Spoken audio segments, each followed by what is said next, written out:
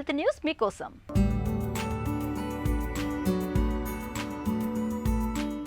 మధుమేహంతో బాధపడుతున్నారా? కిళ్ళి నమిలే అలవాటు కూడా ఉందా? అయితే వెంటనే మానేయండి. ఎందుకంటే కిళ్ళి నమిలే అలవాటు జీవక్రియలపైన విపరీతంగా ప్రభావం చూపుతోంది.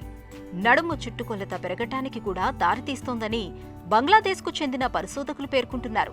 సిల్హెట్ జిల్లాలోని వేల మంది మధుమేహ బాధితులపైన జరిపిన అధ్యయనంలో ఈ విషయాన్ని గుర్తించామని వారు తెలిపారు. సాధారణంగా మధుమేహ నియంత్రణలో ఆహారం, వ్యాయామం మీదే ఎక్కువ దృష్టి పెడుతూ ఉంటారు. అయితే మార్చుకోదగిన జీవనశైలి అంశాల్లో కిళ్ళి అలవాటును కూడా పరిగణలోకి తీసుకోవాలని పరిశోధకులు చెబుతున్నారు. కిళ్ళి నమిలే అలవాటుతో మధుమేహ ముప్పు పెరుగుతున్నట్లు గతంలోనే ఒక అధ్యయనంలో వెల్లడైంది.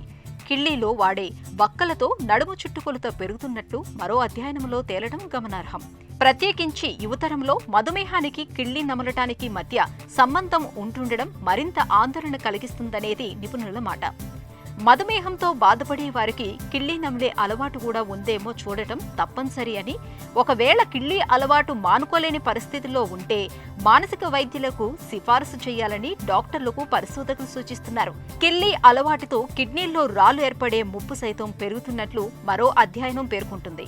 ఇందుకు తమలపాకుల మీద రాసే సున్నం కారణం కావచ్చని భావిస్తున్నారు. వక్కలు తినే వారిలో దీర్ఘకాలిక కిడ్నీ జబ్బు కూడా ఎక్కువగానే కనబడుతోంది.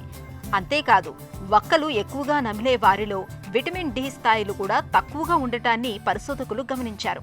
ఈ నేపథ్యంలో షుగర్ జబ్బు ఉన్నప్పుడు కిళ్ళి నమిలే అలవాటుకు ఎంత దూరంగా ఉంటే అంత మంచిది.